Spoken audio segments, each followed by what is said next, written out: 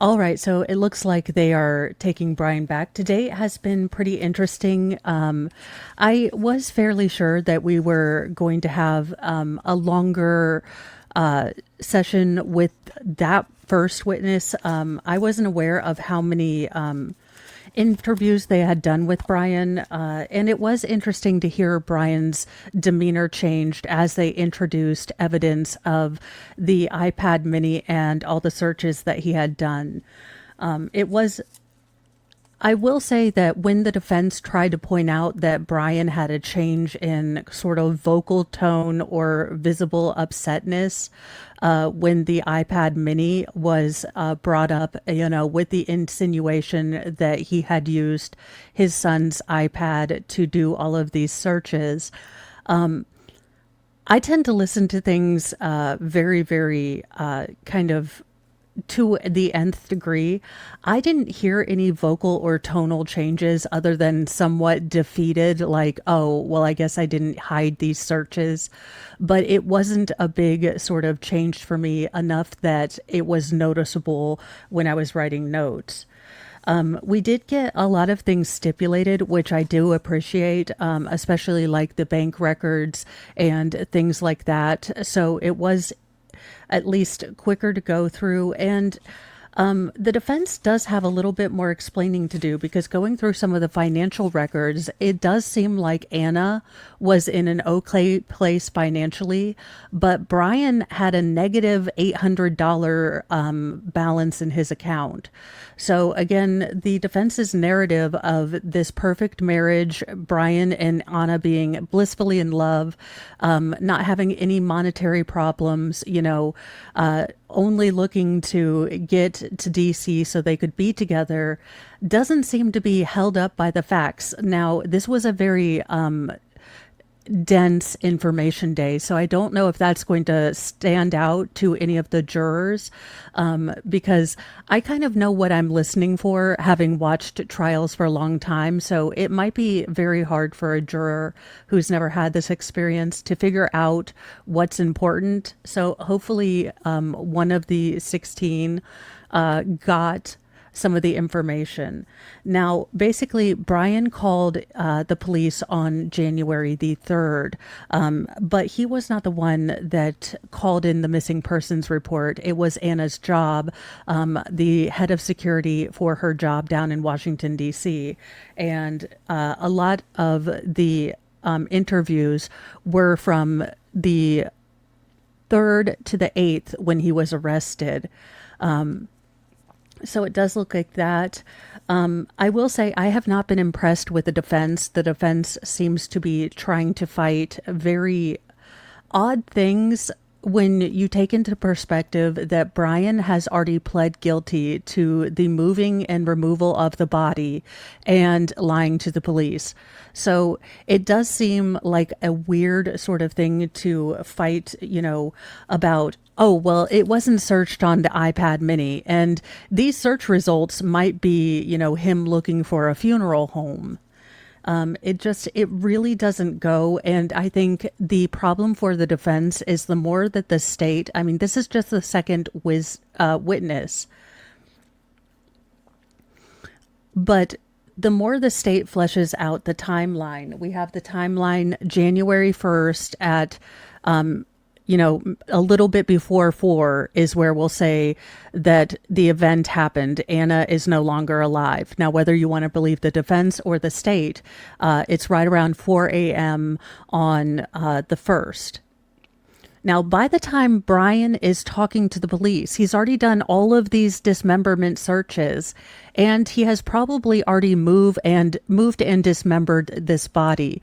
So indicating that he was upset by the mention of the iPad really sticks out to me as something weird. I mean, again, the defense lawyer making a point to point out that Brian was upset with the implication that these searches were done on his son's iPad. Well, he was perfectly okay talking to police officers, multiple police officers, multiple times after possibly either coming across his wife, dead, or taking her life and dismembering her. I don't know where the defense is going with this one. It's a difficult case to try to wrap your head around. But thus far, I have not been impressed.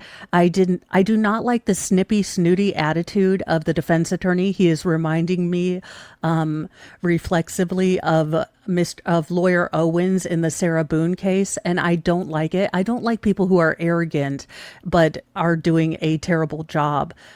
He seems to not be able to kind of quickly change or redirect his questions to be easier to understand or follow.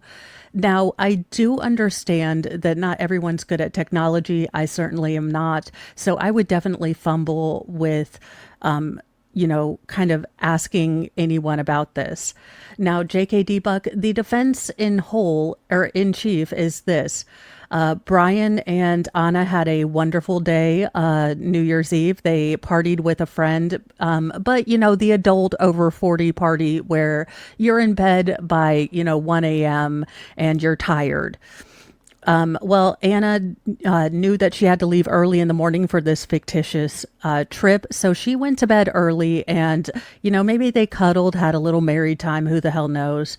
But Brian decides that he's not tired. And so he goes down to the kitchen around 2:30 and decides to be, the best husband ever and clean the kitchen for Anna. Well, he cleans the kitchen, gets, maybe steals another piece of pumpkin pie or something, gets done with that, goes back up to the room, and his spidey senses are tingling. There's a chill in the air. He knows something's off, but he's not sure what. And then he crawls into bed and he tries to nudge his wife, maybe for, married time part two. And he nudges, nothing happens. Nudges again, nudge, nudge. No response. Well, he nudges her so hard that she falls off the bed, and that is his clue that Anna has passed away from basically, and I mean this with no disrespect, but this is the only way I can liken it to adult SIDS. The medical term I think that the defense attorney used was sudden unexplained death. And Brian Walsh's response to his wife's unexpected and unexplained death was to assume that everyone was going to think he had done something to her and decided to make up a fakakta story about her leaving early and going missing and dismembering her body, as you do. So going into this trial, Brian was charged with 3 separate charges. He has pled guilty to the first 2 charges, or the lesser charges of the 3. So the dismemberment or unauthorized or basically the moving of the body, whether full or in pieces and parts, and then the willfully misleading police. Now, for the obstruction of justice, willful misleading of the police, he's looking at between 10 and 20 years. For the tampering and conveyance of a body, he's looking at 3 years with possible more or less, depending on the outcome of this case. Now, this case has already been weird because prior to opening statements, the defense attorney actually wanted Brian to get sentenced yesterday for the crimes that he pled guilty to. Now, the judge seemed to be okay with that. In fact, she said that they could revisit it later this week as long as the state does have a chance to get victim impact statements for those particular crimes going. She seems to be okay not holding those until the end of this trial. But typically, if you do plead guilty and there are certain crimes that you want to be tried by a jury, they end up doing sentencing for all of those at the end of your trial, whether you're innocent or guilty. They usually sentence you at the end. So that's been a little odd. We have not yet heard from Redhead defense attorney, and God, I wish we had. Old Man River is driving me nuts. He seems to be clinically allergic to the mic and a little bit of a walker, a wanderer, along with a really snippy and snarky attitude. And when I am on the side of, Trooper, I want to say DeGorio, but I know it's right, not the Chico. Oh Good Lord. I forgot his name and I just listened and saw his dumb face the entire day. Garino. When I am on, Trooper Garino's side, for how snarky and absolutely ineffective he was with his questions, that's telling you something. Now, we will come back tomorrow and Trooper Garino will continue to be on the stand.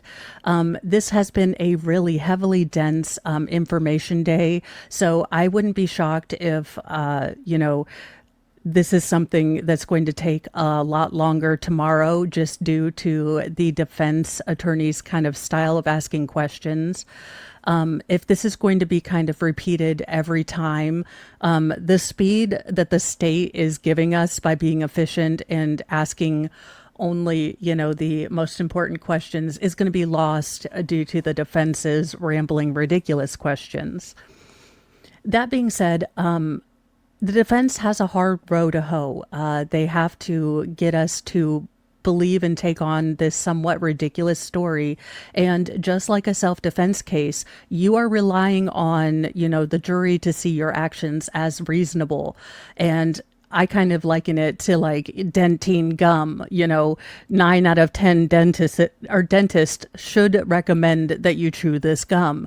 9 out of 10 jurors should, say, oh, you know what? If I were, in this situation, I would react, or I could understand reacting this way. And I don't think you're going to find a great pool of people that come across a loved one that's passed and goes directly into, making up a story, lying to cops, and assuming that they're going to get punished or being held responsible for it, which might be considered consciousness of guilt, but that isn't something that's actually in this trial, at least as a jury instruction. But,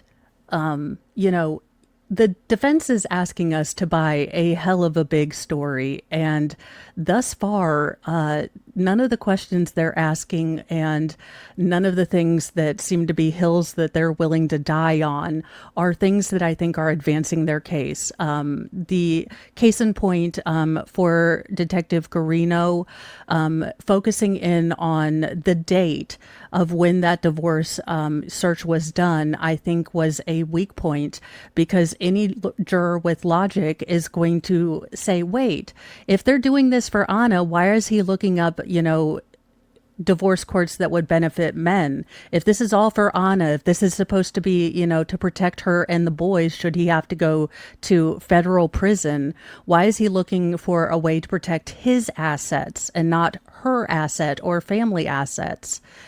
I don't know, but that has been a review of today.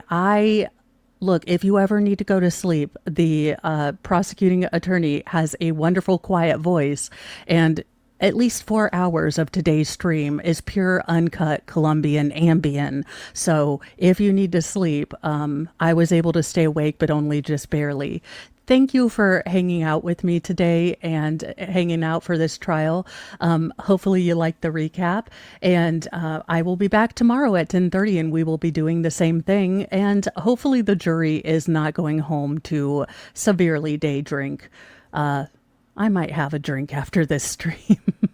Any hoozle, I hope you've had a wonderful time, and I will see you guys tomorrow. Bye.